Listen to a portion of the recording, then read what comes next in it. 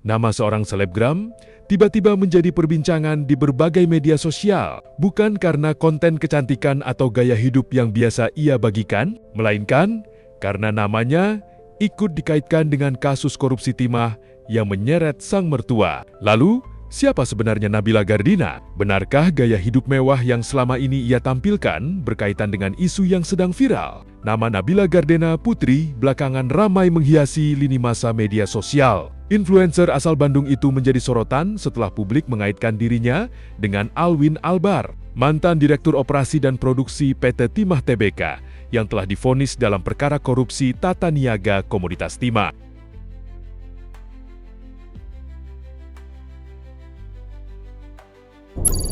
Satu, menyatakan terdakwa Akbar telah terbukti secara sah yang meyakinkan bersalah melakukan tindak pidana korupsi yang dilakukan secara bersama-sama, sebagaimana dalam dakwaan primaton menurutnya.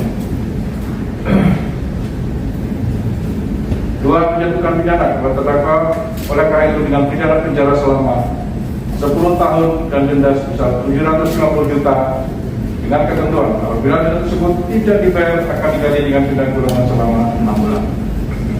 Jika memerintahkan penuntut umum untuk membuka blokir terhadap rekening-rekening dan sertifikat sebagai berikut.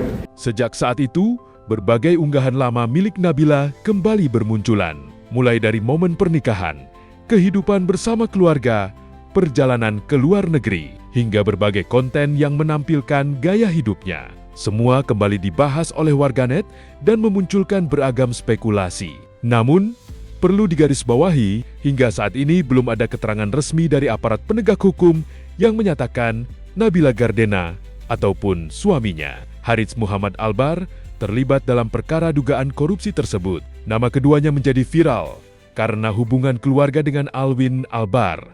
Ditambah berbagai asumsi yang berkembang di media sosial, sorotan publik kemudian meluas ke gaya hidup Nabila. Sebagai beauty influencer dengan jutaan pengikut, ia memang dikenal sering membagikan aktivitas sehari-hari, mulai dari koleksi fashion, perawatan kecantikan, traveling, hingga momen bersama keluarga. Setelah kasus sang mertua mencuat, unggahan-unggahan tersebut kembali diperbincangkan. Sebagian warganet mempertanyakan sumber penghasilannya. Ada pula yang justru mengingatkan agar masyarakat tidak terburu-buru menarik kesimpulan tanpa adanya bukti maupun proses hukum yang jelas. Fenomena ini menunjukkan betapa cepatnya media sosial membentuk opini terhadap seorang figur publik. Lalu, siapa sebenarnya Nabila Gardena? Perempuan kelahiran Bandung, 9 Januari 1997 ini merupakan lulusan School of Business and Management atau SBM Institut Teknologi Bandung. Menariknya, saat masih kuliah, ia bahkan menjadikan akun Instagram pribadinya sebagai objek penelitian skripsi. Sejak saat itu,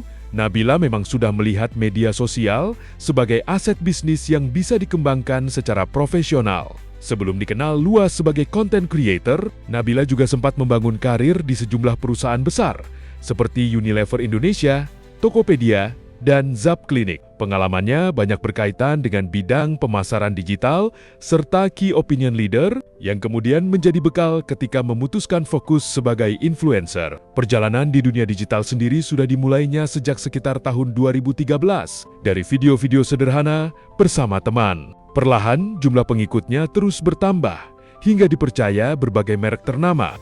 Kini kontennya dikenal berfokus pada beauty skincare, fashion, traveling, lifestyle, motherhood, hingga keseharian keluarga. Tak hanya mengandalkan pekerjaan sebagai influencer, Nabila juga membangun bisnis fashion melalui brand lokal yang menawarkan berbagai produk pakaian perempuan. Langkah ini menjadi salah satu bentuk pengembangan karirnya sebagai entrepreneur. Nabila juga berasal dari keluarga yang cukup dikenal di dunia digital. Ia merupakan adik dari influencer Dindra Nasriah dan Jenny Ardintia. Ketiganya kerap disebut sebagai sibling influencer asal Bandung yang aktif membangun personal branding di media sosial. Dalam kehidupan pribadinya, Nabila menikah dengan Harits Muhammad Albar pada akhir tahun 2020.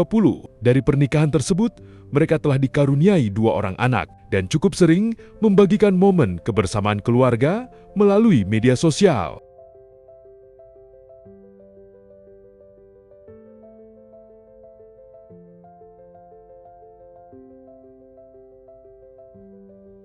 Sementara itu, kolom komentar di berbagai platform dipenuhi beragam respons. Ada yang mempertanyakan gaya hidup yang ditampilkan. Ada pula yang memilih menunggu fakta-fakta resmi sebelum memberikan penilaian. Pada akhirnya, kasus yang membuat nama Nabila Gardena ikut menjadi sorotan ini. Menjadi pengingat bahwa informasi di media sosial perlu disikapi dengan bijak. Dalam sistem hukum Indonesia, berlaku asas praduga tak bersalah. Artinya, seseorang tidak dapat dinyatakan bersalah hanya karena memiliki hubungan keluarga dengan pihak yang sedang menjalani proses hukum. Karena itu, penting bagi kita untuk membedakan antara fakta, opini, dan spekulasi yang beredar di internet. Menurut kalian, bagaimana seharusnya publik menyikapi kasus seperti ini agar tidak menghakimi seseorang sebelum ada kepastian hukum? Tulis pendapat kalian di kolom komentar.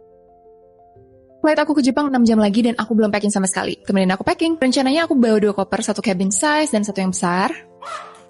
Oke, let's go. Tinggal sih saking paniknya kayak gak bisa ngapa-ngapain. Kayaknya gak ada deh yang se-deadliners gue. Sebenernya udah masuk summer, tapi ternyata weathernya tuh masih agak dingin. Gak yang panas banget, dan dia tuh rainy. Di Jepang aku cuma 4 hari, dan aku sama kakakku. Kebanyakan aku bawa outer-outer kayak gini. Pertama, this outer with this skirt. Sweater lace ini aku bakal pairin sama rok putih. Rok putih ada sedikit ruffle dan juga ada slitnya gitu. Karena di sana aku ada acara juga, jadi aku bawa baju rapi 1, karena aku pair sama satin pants. Jepang aku bakal santai banget, jadi aku pakai celana bare pants gini. Kesukaan aku pair sama sleeveless top kayak gini. Jadi kayak agak summery juga. Rencananya aku bakal pakai bandana gitu. Jenis gini gitu loh. Jadi aku bakal pakai bandana. Menurut kalian mending mana?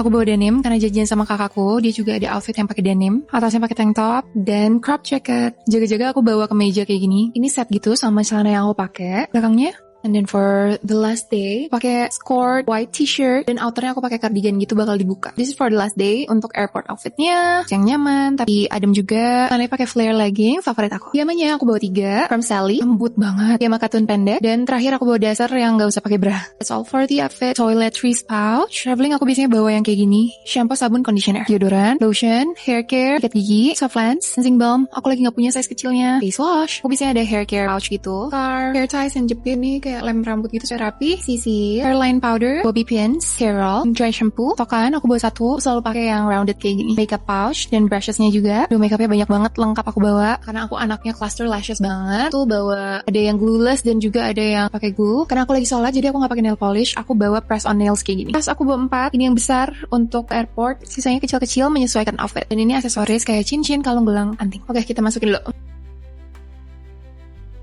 Nah, kalau packing, aku prefer pakai packing cubes kayak gini, lebih ringkas dan rapih. Terus ini makeup aku semua lumayan lengkap bawahnya, tapi yang kecil-kecil, sepatu, dan ini aksesoris tambahan. Nah, travel dan sajadah. Dengan makeup perintilan kayak gini, aku masukin lagi ke pouch yang besar, jadi nggak berantakan. Oh iya, lupa parfum. Akhirnya selesai, bener-bener sejam sebelum berangkat. Jadi kopernya 1 penuh, 1 kosong, karena rencananya mau belanja di sana. Perintilan kayak charger dan lain-lain udah ada di tas aku yang dibawa. Oke, see you in Japan.